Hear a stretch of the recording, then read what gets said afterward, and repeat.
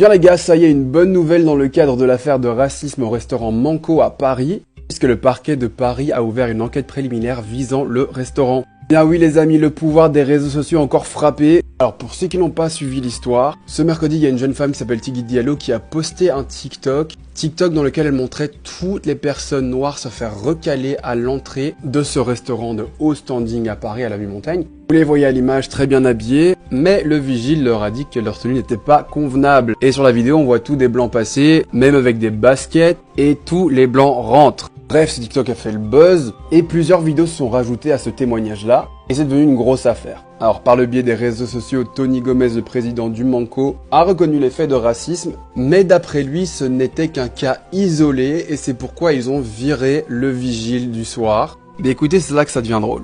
Alors ça, c'est le vigile du soir, celui qui a refusé toutes les personnes noires d'entrer. Je tiens à préciser qu'il a même refusé les gens qui avaient une réservation. On le sait tous, le Manco, ce n'est pas le seul établissement haut standing qui fait preuve de racisme à l'entrée. Mais d'habitude, ils ont les excuses de « Désolé, seulement sur réservation »,« Désolé, seulement les habitués »,« Désolé, c'est pas la bonne tenue ». Mais là, le boug, il a recalé des gens qui avaient des réservations qui étaient bien sapées. Le seul chose qu'ils avaient en commun, c'est qu'ils étaient noirs. Femmes comme hommes.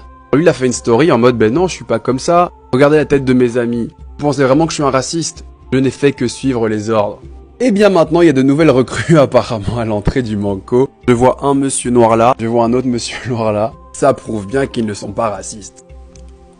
Mais les gars, c'est pas fini. Je vous emmène sur le LinkedIn d'un des managers au Manco Club Paris, parce que oui, le Manco, c'est pas juste un restaurant, ça se transforme aussi en petite boîte de nuit après. On lui pose la question, la discrimination au facé, c'est-elle aussi de rigueur là-bas? C'est à quoi il répond, la porte est stricte en effet, emoji bisous. Alors ce commentaire a bien évidemment été effacé depuis, et je pense qu'en 2022 on a tous compris que rien ne se perdait sur internet. Alors j'en ai vu certains commenter, ah vas-y c'est bon, arrêtez de vous victimiser, il y a des critères partout, si ça vous plaît pas allez manger chez des noirs. Mais pause, maintenant les noirs doivent s'excuser de vouloir rentrer dans un beau restaurant comme ça. Apparemment de la bouffe péruvienne incroyable, le cadre magnifique. À quelle heure est-ce que c'est logique de se dire que les noirs ne font pas partie des critères de ces...